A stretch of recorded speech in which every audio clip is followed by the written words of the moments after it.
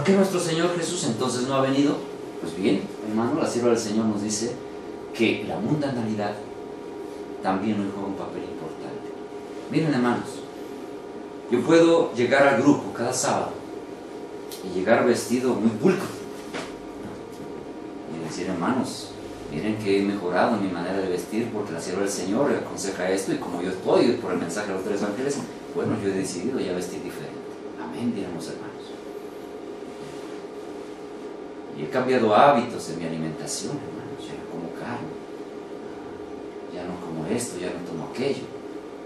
Y muy bien, hermanos. Los hermanos dicen, qué bueno, mi hermano, lo felicitamos. Ah, hermanos, pero si ustedes pudieran vivir una semana conmigo en mi casa, quizás ustedes darían cuenta, hermano, cómo es la realidad de mi hogar. ¿Saben? Un hermano en uno de los estados de la República que dijo, cuando se le visitó, dijo, hermanos, a mí me da, una hermana dijo, me da mucho gusto que ustedes vengan a visitarnos. ¿Y saben por qué me da gusto? Dice, porque cuando ustedes vienen, ay, mi esposito es bien lindo conmigo, bien atento, bien amable, no nos dice nada, no nos levanta la voz, a mis hijos los trata muy bien. Pero cuando ustedes se van, ay, hermanos, la cosa cambia, es áspero. Estamos hablando de hermanos de sostén propio. Hermanos, ¿cuánto realmente hemos corregido aquellas cosas? No para dar una apariencia externa, hermanos, sino realmente un cambio genuino y profundo en nuestras vidas. Cierra el Señor, hermanos, advirtiendo eso, nos dice que esas justamente son razones que todavía nos tienen aquí en la tierra. Y luego agrega, hermanos, la falta de consagración. Hermanos, creo que nadie exentamos aquí de vernos involucrados en esta reunión. ¿Cómo está nuestra consagración al Señor, hermanos? ¿Cómo? Hace un momento que recordábamos cómo vivieron aquella gente que esperaba la venida del Señor para 1844, hermanos. Esa gente estaba metida en el estudio, hermanos, y no querían que hubiera una mancha en su vida que pudiera impedirles encontrarse con su Señor. Ah, hermanos, pero hoy nos estamos destrozando unos a otros. Y unos a otros murmuramos y hablamos y nos señalamos, y aún en sostén propio los de allá y los de acá, y estos tienen la razón y estos no, y estos son esto y estos son otro. Ay, hermanos, no de balde dice la sierva del Señor, las contiendas entre el profeso pueblo de Dios. Dedicamos más tiempo, hermanos, a observar en qué falla mi hermano, en observar en qué tengo que corregir mi vida. Y esto, hermanos, impide que nuestro Señor Jesucristo vuelva por segunda vez a la tierra. Por increíble que parezca, hermanos, la sierva del Señor nos dice que esas contiendas que se realizan entre el profeso pueblo de Dios nos han mantenido en este mundo de pecado y tristeza por tantos años. Saben, hermanos, nos toca visitar algunos lugares y al visitar algunos grupos, frecuentemente encontramos que muchos hermanos no han superado todavía una etapa crítica en la que se sienten ya perseguidos desde ahora. Y algunos hermanos todavía siguen observando día con día qué está pasando en la organización, qué está haciendo mal el pastor fulano, qué está haciendo mal la organización, cómo está la vida de fulano sutano. Y luego voltean de ese lado, es que los de grupos de sostén propio de tal zona están haciendo esto. Y te va con otro, hermano, y cada quien está hablando mal del otro y del otro. Es que estos están mal por aquí, es que estos son esto, es que estos son lo otro. Sí. Pero saben, hermano, lo triste del caso es que los argumentos que se dan, lo que uno escucha, no es algo bíblico. Difícilmente se acerca un hermano y dice, ¿sabe qué, hermano? Mire, yo noté que los hermanitos, pues quizás están entendiendo mal la escritura porque la sierva del Señor dice aquí esto y la Biblia dice aquí esto. No, no es ese el señalamiento, hermanos. El señalamiento tiene que ver con la vida de la persona. No tanto, hermanos, con lo que la persona está enseñando o no enseñando. Cuando una persona se levanta y entonces está diciendo algo que va contra lo que nosotros creemos, hermano, entonces podemos hacer un señalamiento. A ver, hermano, eso que usted está enseñando es incorrecto por esto, por esto. pero estamos señalando el mensaje que el hermano trae. Pero hoy la tendencia es señalar la vida de la persona sin siquiera haber comprendido el mensaje que la persona trae. Por gracia del Señor, hermanos, nos dice que quizá todavía tengamos que permanecer aquí en este mundo muchos años más, debido, hermanos, a la insubordinación, como le sucedió a los hijos de Israel. Pero por amor de Cristo, su pueblo no debe de añadir pecado sobre pecado, culpando a Dios de las consecuencias de su propia conducta errónea. Hermanos, ¿cuál era el plan de Dios cuando sacó al pueblo de Israel de Egipto? ¿En cuánto tiempo Él pensaba meter a su pueblo a la tierra prometida? ¿En cuánto tiempo? ¿En 40 años, como sucedió? No, hermanos, no. Ese pueblo tuvo que deambular por el desierto mucho más del tiempo que Dios se había propuesto. ¿Por qué? Porque el pueblo estaba en una constante rebeldía para con Dios. Y la historia, hermanos, se repite.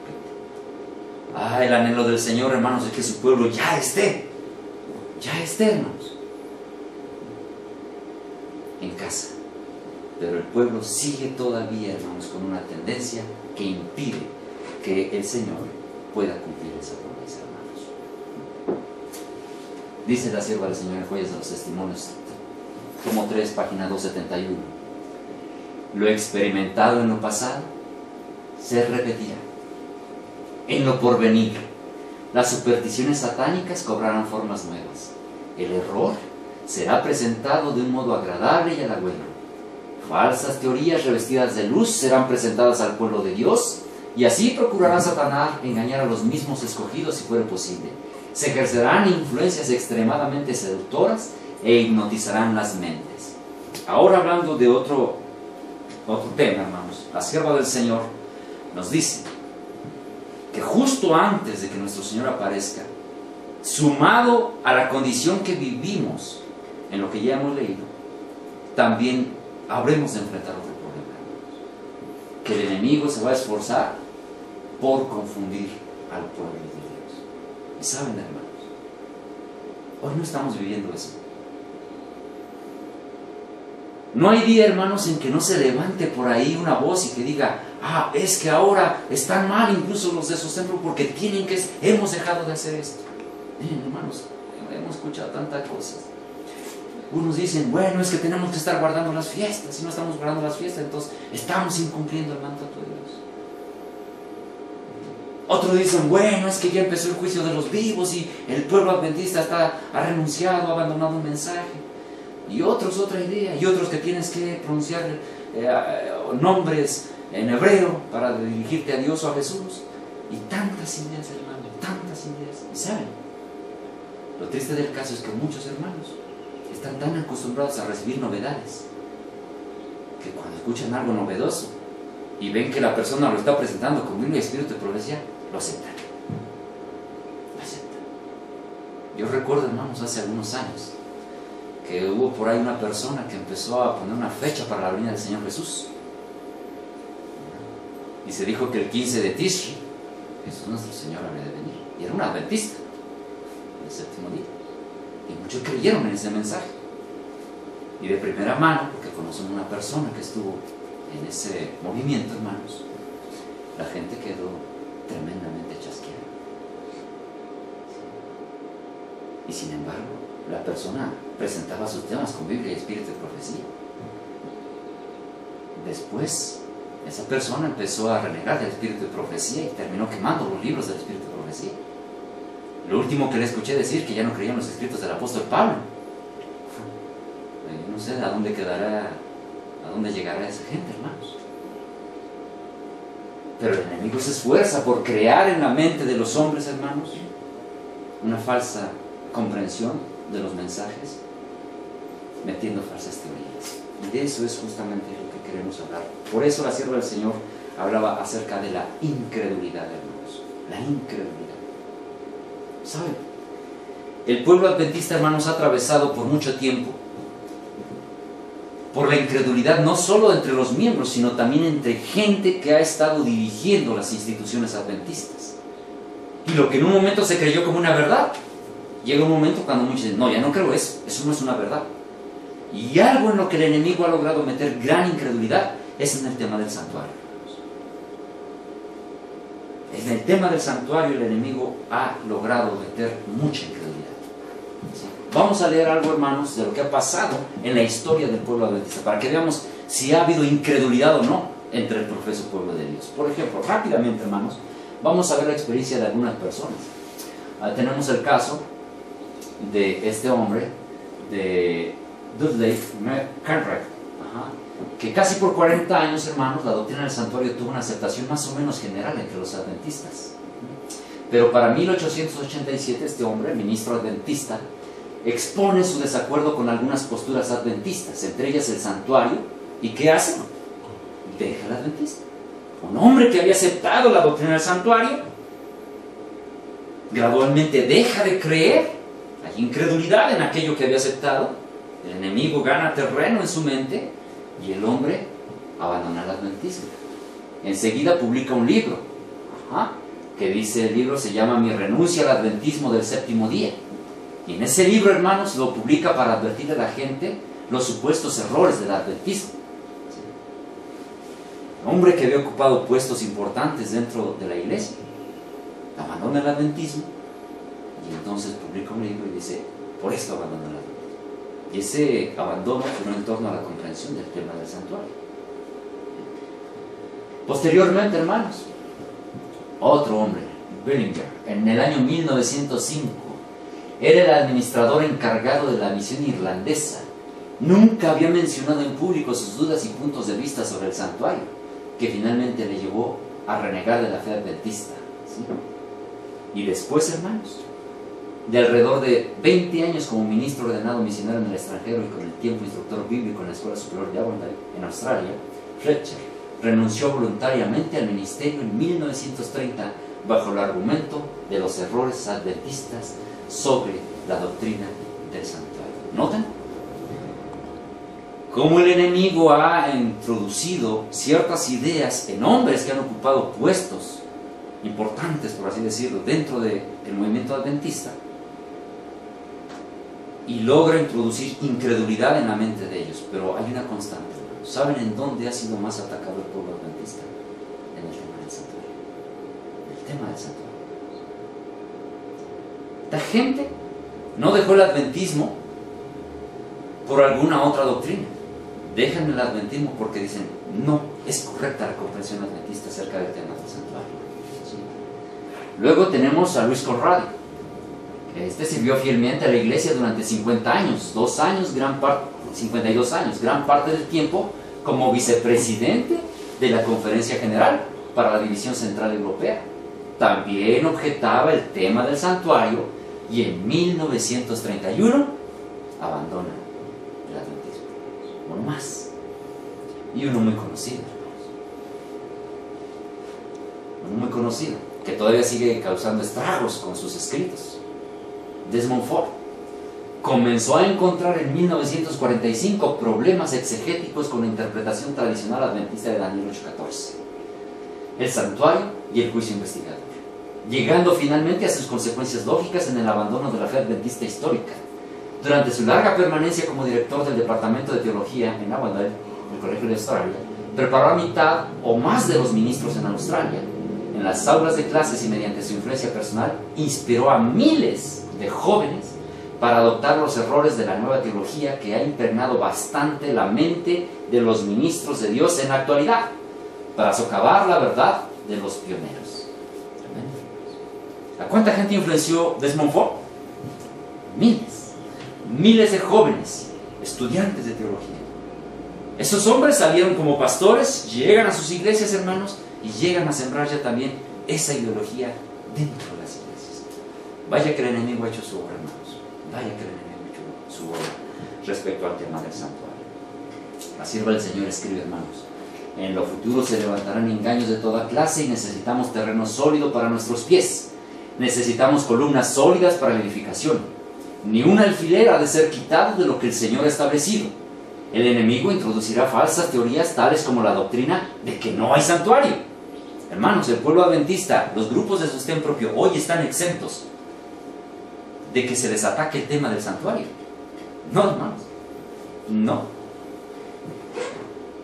Este es uno de los puntos que inducirán a algunos a apartarse de la fe.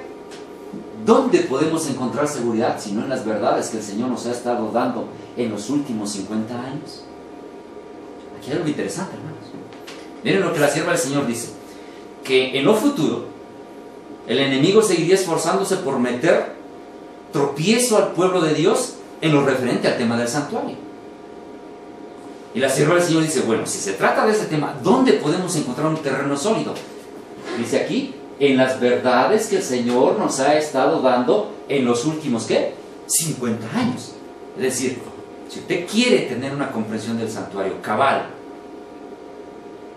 usted tiene que entender cómo comprendieron nuestros pioneros el tema del santuario. Hoy día circulan muchas interpretaciones sobre el tema del santuario, hermanos, pero las mismas están también impregnadas con mucho error. Tenemos que volver a los escritos, volver a entender cómo comprendieron nuestros pioneros el tema del santuario, y allí, hermanos, estaríamos pisando un terreno sólido. Satanás se esfuerza constantemente por crear suposiciones fantásticas acerca del santuario y degrada las maravillosas representaciones de Dios y el ministerio de Cristo para nuestra salvación en algo que satisfaga la mente carnal. Elimina su poder rector de los corazones de los creyentes y pone en su lugar teorías fantásticas inventadas para invalidar las verdades de la expiación y destruir nuestra confianza en las doctrinas que hemos considerado sagradas desde que se dio el mensaje del tercer ángel por primera vez. De ese modo extirpa la fe en el mismo mensaje que ha hecho de nosotros un pueblo diferente y que ha dado significado y poder a nuestra obra. Conforme vaya acercándose la tempestad, muchos que profesaron creer en el mensaje del tercer ángel, pero que no fueron santificados. ¿Recuerdan lo que decía la sierva del Señor al principio, hermanos? La falta de consagración es otro de los problemas que el pueblo enfrenta. Acá dice que muchos hermanos que en algún momento profesaron creer en el mensaje del tercer ángel, pero que no fueron santificados, por la obediencia a la verdad, abandonarán su fe e irán a engrosar las filas de la oposición. ¿Cuántos hermanos? ¿Cuántos van a abandonar la fe? Muchos. Muchos, muchos hermanos. Vaya, uno se pregunta, wow, de por sí el grupo, el movimiento Sostén Propio, bueno, está tomando fuerza, gracias a Dios, está creciendo, pero no somos un ejército. Y cuando uno lee esta declaración de la hermana Juárez dice, wow, no somos muchos, pero aún así la sierva del Señor dice que muchos todavía van a abandonar la fe. Así que entonces, hermanos, nada más usted vaya pensando con cuántos va a quedar ese ejército del Señor. Muchos van a abandonar la fe, uniéndose con el mundo y participando de su espíritu, llegarán a ver las cosas casi bajo el mismo aspecto. Así que cuando llegue la hora de prueba estarán preparados para situarse del lado más fácil y de mayor popularidad. Hombres de talento y elocuencia que se gozaron un día en la verdad, emplearán sus facultades para seducir y descargar las almas. Se convertirán en los enemigos más encarnizados de sus hermanos de antaño. Cuando los observadores del sábado sean llevados ante los tribunales para responder por su fe, estos apóstatas serán los agentes más activos de Satanás para calumniarlos y acusarlos y para incitar a los magistrados contra ellos por medio de falsos informes e insinuaciones. Quiero hacer una aclaración aquí, hermanos. La sierva del Señor nos deja ver que quien ha de ser los más fuertes enemigos de la verdad serán hombres, hermanos, de talento y elocuencia que un día se gozaron en la verdad. Y entonces esto nos hace pensar, a ver, hermanos, ¿qué sucedería si en este momento la gente que usted identifica como quien liderea su grupo o grupos de repente dijera, hermanos, estamos equivocados en esto, y le empieza usted a meter la idea de que no hay tal cosa como el santuario? Si usted siempre dependió de esa persona, si usted en lugar de tener su Biblia para estudiar siempre ponía un disquito para ver qué decía tal persona, ¿qué sucedería si esa persona un día le dice, ¿sabe qué? Estamos equivocados? Hermano, lo lógico es que usted va a hacer caso porque es la persona en la que usted siempre ha creído que está diciendo lo correcto. Esa es la gente, hermanos, que en algún momento nos va a enfrentar oposición. Pero no es gente cualquiera, dice hombres de talento y elocuencia. Gente, hermanos, que ha profundizado en el estudio de la Biblia, es la que en un momento va a dar la espalda y va a decir, hermanos, a ver, ahora yo les cuestiono. ¿Y con qué argumento nos vamos a poder defender nosotros? Si siempre dependemos de lo que él decía. Esa es la gente, hermanos, con la que vamos a tener que lidiar. Como pueblo debemos ser estudiantes fervientes de la profecía. No debemos descansar, dice la sierva del Señor, hasta que entendamos claramente ¿qué? El tema del santuario, el cual está expuesto en las visiones de Daniel y Juan. Cristo en su santuario, página 22.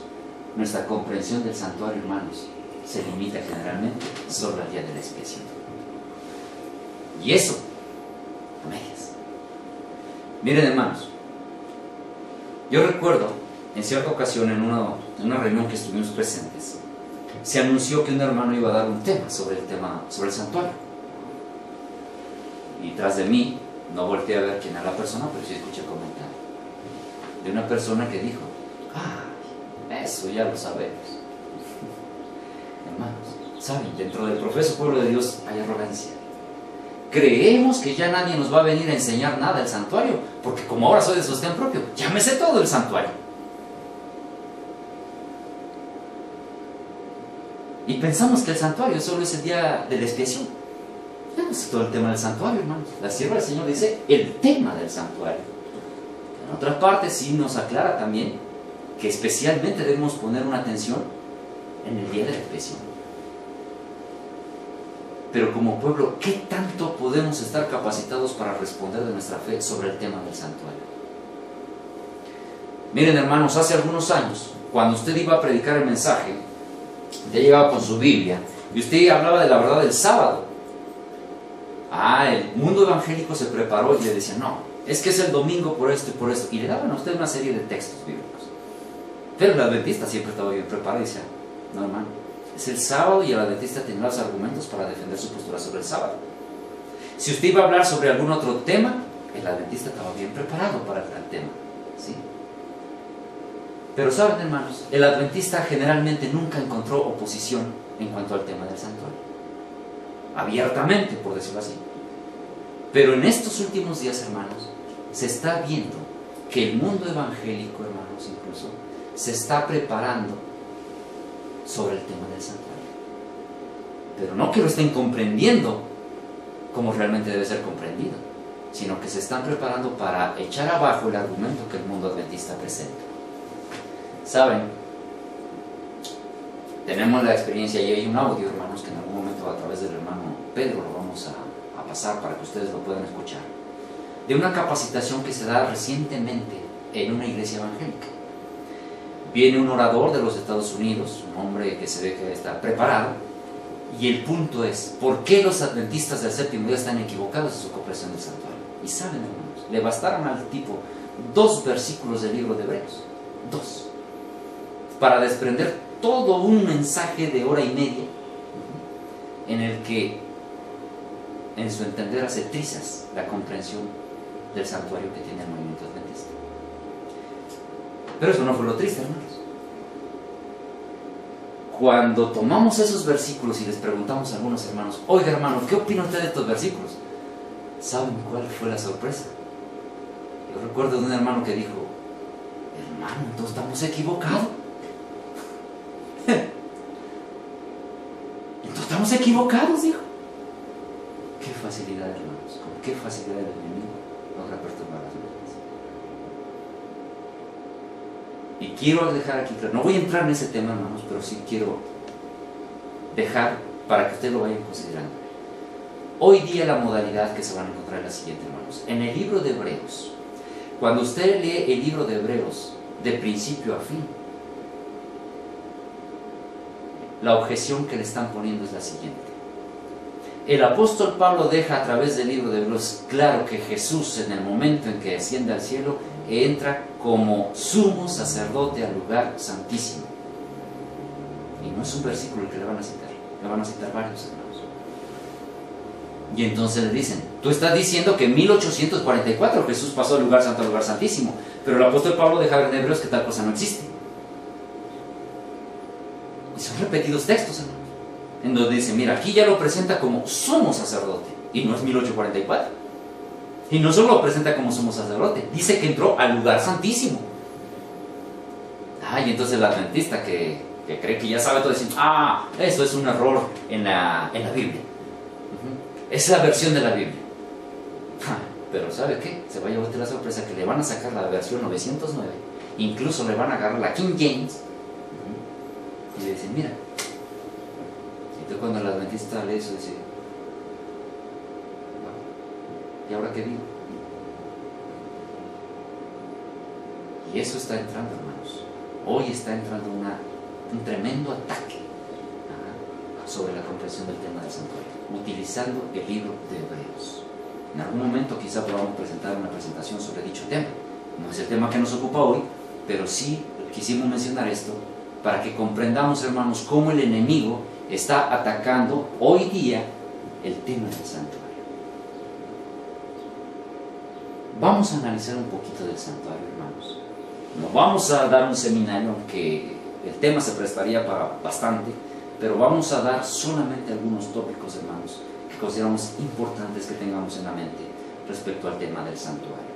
Vamos a ver, hermanos, el santuario del Antiguo al Nuevo Testamento. Vamos a estar utilizando nuestras Biblias aquí, hermanos, y vamos a leer ahí en el libro de Génesis, el capítulo 2, versos 16 y 17. Génesis 2, 16 y 17 dice lo siguiente: mandó Jehová Dios al hombre diciendo, de todo árbol del huerto podrás comer, mas del árbol de la ciencia del bien y del mal no comerás, porque el día que de él comieres, ciertamente ¿qué? Morirás. Había una promesa o había una condición de Dios. Le dice, mira, a estos árboles tú no puedes comer todo lo que hay aquí, pero de este árbol yo me lo aparto, de este árbol no puedes comer, porque el día que tú comas de él, ¿qué iba a pasar? Morirás. Y entonces surgió una pregunta, ¿por qué no se murieron Adán y Eva el día que comieron del fruto? Y saben, hermanos, cuando hice yo esta pregunta un día en un grupo de sostén propio, me sorprendió la respuesta. La respuesta fue, sí murieron espiritualmente. ¿Saben dónde he oído mucho esa respuesta, hermanos? Esa respuesta usted la va a encontrar en la teología católica. La teología católica dice, sí se cumplió porque murieron espiritualmente. Esto fue así. El día que de él comieres ciertamente morirás, dijo el Señor. Pero Adán y Eva comieron y no murieron ese día. Hermanos, pues es que nosotros tenemos que seguir leyendo qué es lo que ha sucedido aquí con Adán y Eva cuando han comido de ese día. Adán y Eva, hermanos, no comprendían lo que entrañaba la muerte. ¿Cuándo habían visto muerte Adán y Eva? Nunca. Cuando Dios le dijo, el día que tú comas ciertamente morirás, Adán pudo pensar, ¿morir? ¿Qué es morir? ¿Qué es la muerte? Suena que es algo malo, porque si Dios me está diciendo que soy obediente, me va a ver bien, pero que si como voy a morir, entonces me suena que la muerte debe ser algo no tan grato. Pero nunca había visto la muerte, ¿no, hermanos? Nunca lo había visto. Cuando miró al animal que había de proveerle su piel para vestirlo, debió quedar profundamente impresionado al mirarlo en agonía y desangrando. Empezó a comprender, hermanos, que a menos que el animalito muriese por él debía morir como ahora veía morir al animal hacerlo. Y entonces, hermanos, quiero que piensen en Adán, que nunca ha visto la muerte y ahora tiene que tomar un animal, el animalito de la creación. Y entonces Adán no solo tiene que tomar ese animalito, sino que tiene que darle muerte. Yo no sé, hermanos, si ustedes han experimentado alguna vez eso. ¿Alguien de ustedes le ha dado muerte a algún animalito, algún borreguito? Cuando usted comía carne, ¿verdad? Porque podían comer de carne. Pero cuando te hace sus barbacoas, hermanos, yo no sé si usted experimentó la sensación de degollar alguna vez a un animalito. O cuando te comía su pollito. Guajolote. Su guajolote. ¿Usted experimentó eso alguna vez, hermano? ¿Te le tocó matar a un animalito? ¿Cómo hace el animal, hermano, cuando está muriendo? Sí, varias veces. ¿Cómo hace el animalito cuando usted le pasa el cuchillo? Pobrecito, pues retuerce, se convulsiona. Se convulsiona, sí. Y yo recuerdo, hermano, cuando yo niño, que mi abuelita nos ponía a agarrarle las patitas y las alitas al animalito, y yo volteaba para no ver eso, hermano, porque eso es horrible, de veras. y le pasaban el cuchillo al animal y se sentía, hermano, como el animalito se estremece. Literalmente la vida de a poco se le está yendo. Quiero que piense usted, hermano, lo que experimentó Adán cuando tiene que tomar ese animalito, tiene que cortarle y literalmente ver, hermanos, cómo el animalito se estremece y muere, inofensivo. ¿Ustedes creen que Adán olvidó eso, hermanos? Esa imagen, esa impresión, hermanos, seguramente quedó en la mente de Adán por siempre. Y entender que era por culpa suya que ese animalito tenía que estar muriendo así. Pero no terminó ahí, hermanos. Con la piel de ese animalito, ahora Dios, ¿qué hace? Lo viste. Lo viste. Y usted puede decir, bueno, se acabó el problema. Pues ya, Adán quedó perdonadito, Dios lo vistió y ya se va bien contento, bien feliz. No. Si usted hubiese sido Adán, usted hubiese sido Eva, quiero que piense, hermanos, ¿qué le habría recordado esa piel que usted llevaba puesta? Porque antes usted no llevaba puesto eso. Entonces ahora que usted lleva puesta esa piel, cada que usted toca esa piel o ve esa piel, ¿qué le recordaba? La muerte de un animalito. Le recordaba esa escena cuando el animalito se estremece.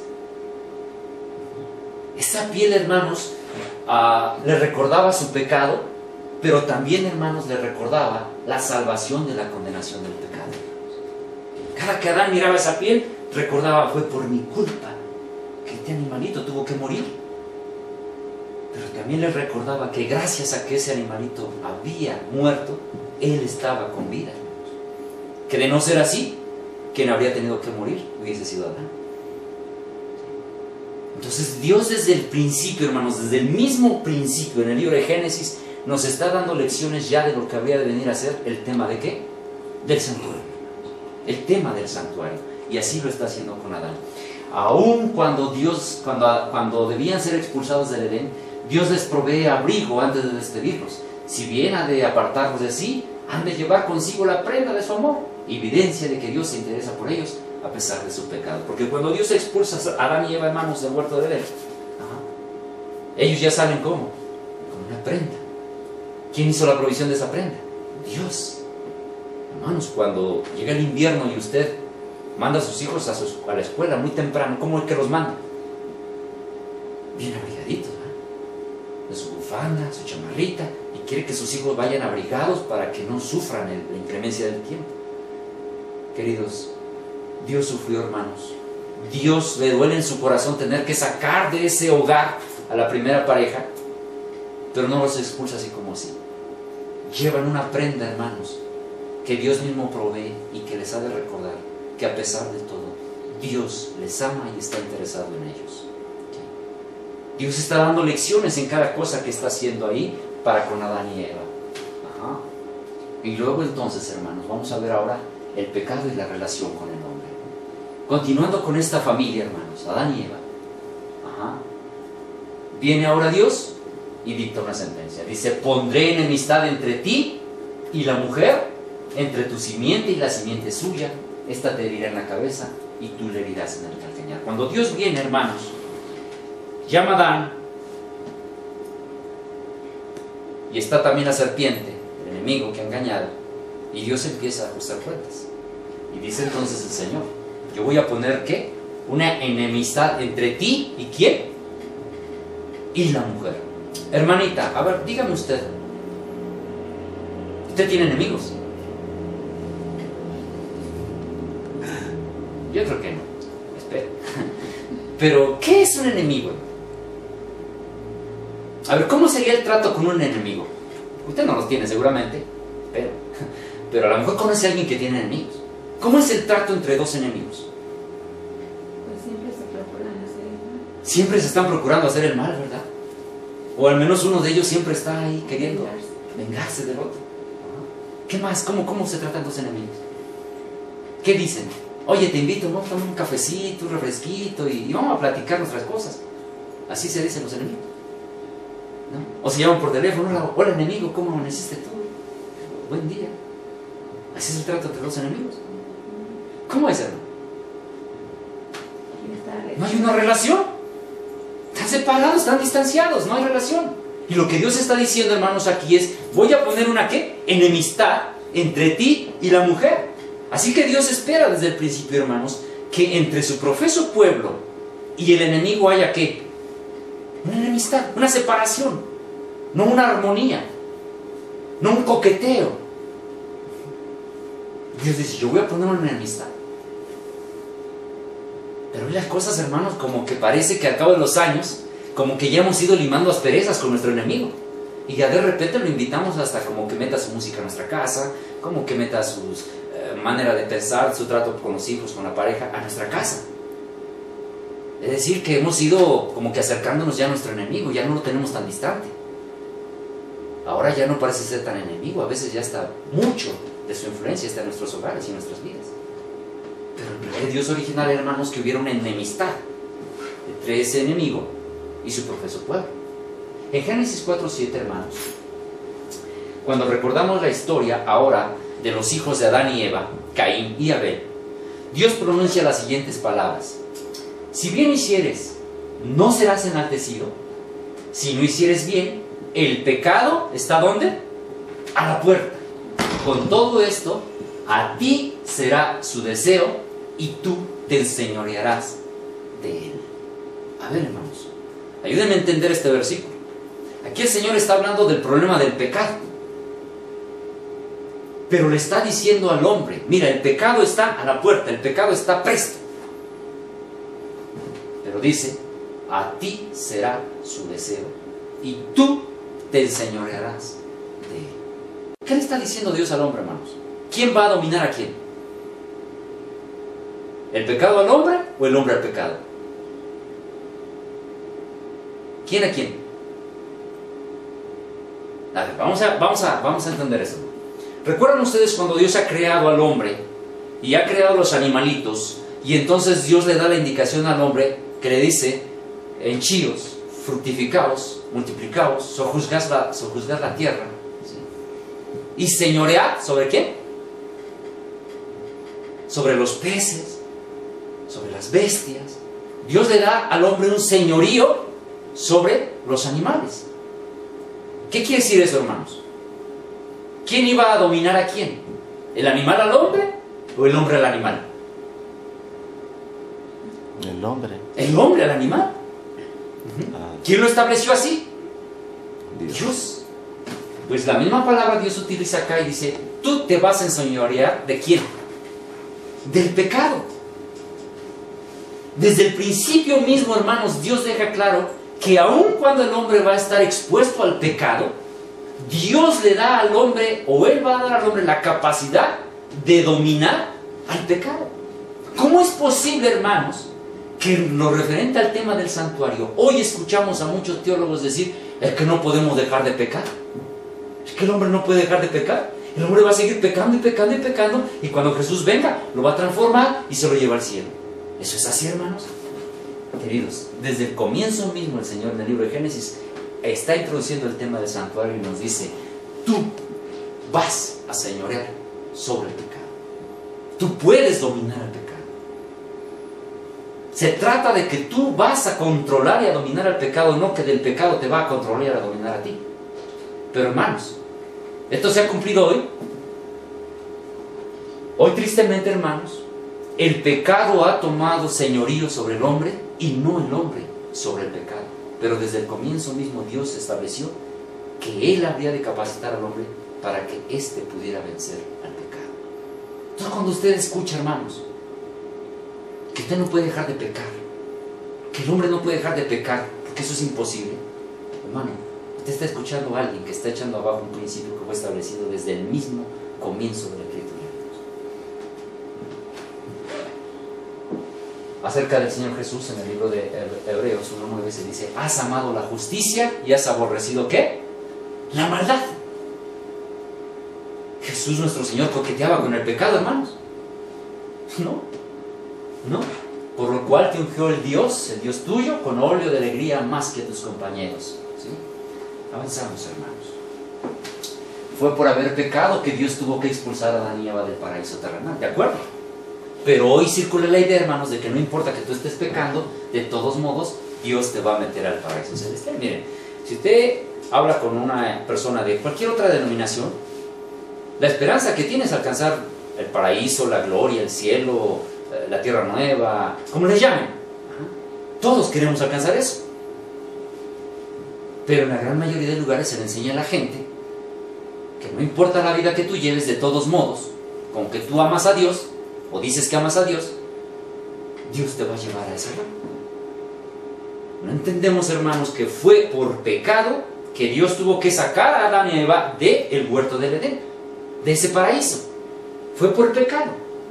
Pero hoy la idea es que a pesar de estar pecando, Dios nos va a meter al paraíso. Eso, hermanos, es inconcebible. Ya no puede ser. Seguid la paz con todos y la santidad, sin la cual, ¿qué? Ninguno verá al Señor. ¿Qué es primero, hermanos? ¿Primero vemos al Señor y luego nos santifica? ¿O primero es la santidad y luego miramos al Señor?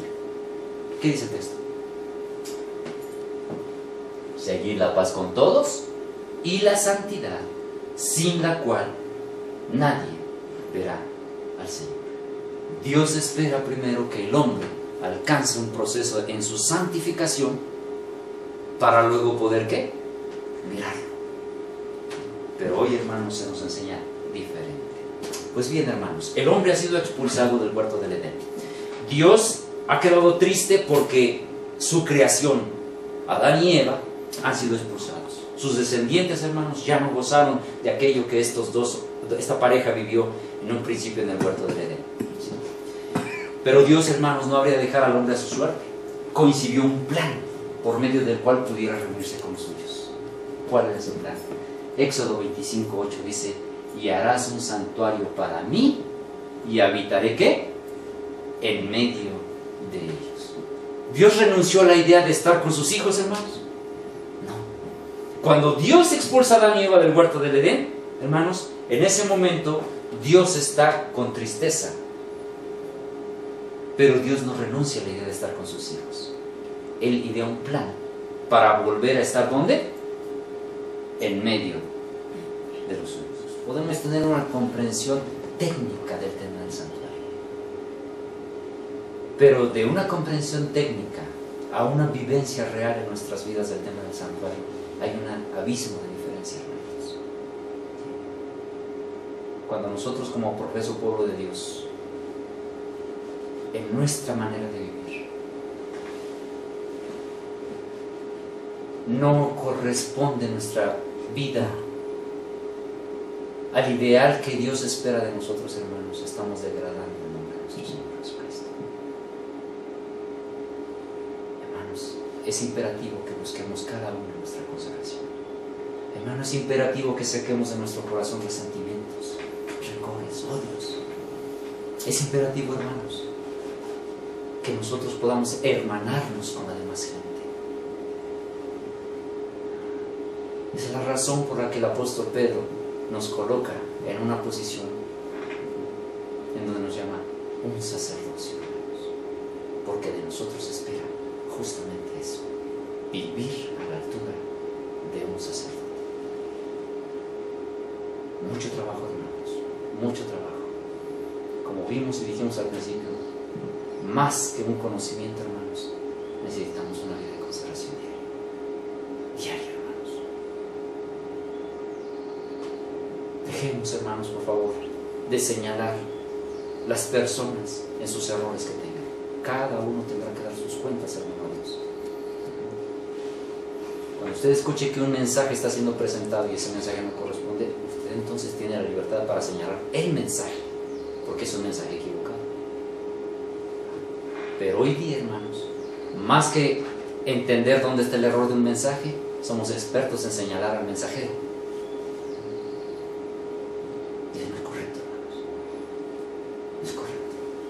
¿Recuerdan ustedes cuando se hizo la división del pueblo de Israel? Que por un lado quedan 10 tribus y por el otro lado quedan 2 tribus. Había una razón, y es que el pueblo había venido en una rebeldía, en una apostasía. Y Dios mismo toma la determinación de dividir al pueblo en 2. Por un lado 10 tribus, por otro lado 2 tribus. La pregunta inescapable es: ¿cuál de los dos grupos cumplió la voluntad de Dios? Cuando leemos el registro histórico, hermanos, vemos que ni los del norte ni los del sur, porque tanto los del norte como los del sur volvieron a caer en apostasía, hermanos. Ya no es tanto que seas del norte o que seas del sur, no es que seas de fulano, de sutano, que tú estés en este grupo, tú estés en aquel. Hermano, si tú o yo, estando donde estemos, el norte o el sur, no estamos cumpliendo la voluntad del Señor en nuestra vida, hermano, estamos igual o peor que cuando no conocíamos estas verdades. Porque cuando usted y yo estábamos en la AR, como solemos decir, hermanos, quizá ignorábamos todas estas verdades y eran pecados. ¿Por qué? Por ignorancia. Pero seremos justificados igual ahora que conocemos esas verdades y que con una mayor capacidad de comprensión en el tema del santuario seguimos igual. No, hermanos, recuerde, el trato de Dios no es el mismo. Quiero leer lo que dice el libro de Hebreos en su capítulo 10, verso 26. Dice: porque si pecamos voluntariamente después de haber recibido el conocimiento de la verdad, ya no queda más sacrificio por los pecados, sino una horrenda expectación de juicio y de hervor de fuego que ha de devorar a los adversarios. Hermanos, si nos enorgullecemos ahora porque Dios tuvo a bien darnos el conocimiento de ciertas verdades que hasta hace unos años ignorábamos, hermanos, también debemos estar preocupados porque debemos vivir a la altura del conocimiento que Dios nos ha venido dando. En base a la luz que hemos recibido, hermanos, es nuestra responsabilidad de vivir. Porque cuando alguno peca voluntariamente, dice el apóstol, después de haber recibido el conocimiento de la verdad, ya no queda más sacrificio por los pecados de tal persona. ¿Qué responsabilidad tenemos, hermano? Yo no sé quién vaya a escuchar este mensaje. Yo no sé si usted, hermano, que lo esté mirando, lo vaya a mirar, esté atravesando con esto. El propósito de este tema no es señalar a una persona en particular, es señalar a este servidor y hacerle recordar que debe buscar su consagración diaria. Ofrecer primero aquellas cosas en sacrificio. Un sacrificio, hermanos, era algo que se tenía que morir. Porque cuando traían un animalito al santuario, no era nada más de que lo atragantaban. Era sacrificio porque tenía que ser muerto. Y aquellas cosas, hermano, que en mí no están acordes a la voluntad del Señor, deben ser ¿qué? Muertas. Deben ser sacrificadas, hermanos, aquellas cosas. Esas tendencias que tengo carnales deben ser sacrificadas. Para que una vez sacrificadas esas tendencias carnales, yo esté en condiciones ahora de ir y anunciar a otros las virtudes de aquel que me llamó de las tinieblas a su luz admirable. De otra manera, yo querría enseñarle a otros las virtudes de aquel que intentó sacarme de las tinieblas a su luz admirable, pero que por mi voluntad yo no quise ceder. Hermanitos, de corazón los invito para que nosotros retomemos nuestra vida espiritual en consagración, hermanos. Tómete su Biblia cada mañana, busque a Dios en oración cada mañana, hermanos, pero ahora no se ponga a leer, ahora verdaderamente póngase a escudriñar la palabra del Señor. Y si hoy aprendimos algo, aunque sencillo en la Escritura, hermanos, vivamos lo que hoy aprendimos. Si viviéramos todo lo que leemos, hermanos, estaríamos muy adelante en la predicación del mensaje. Que Dios bendiga su palabra.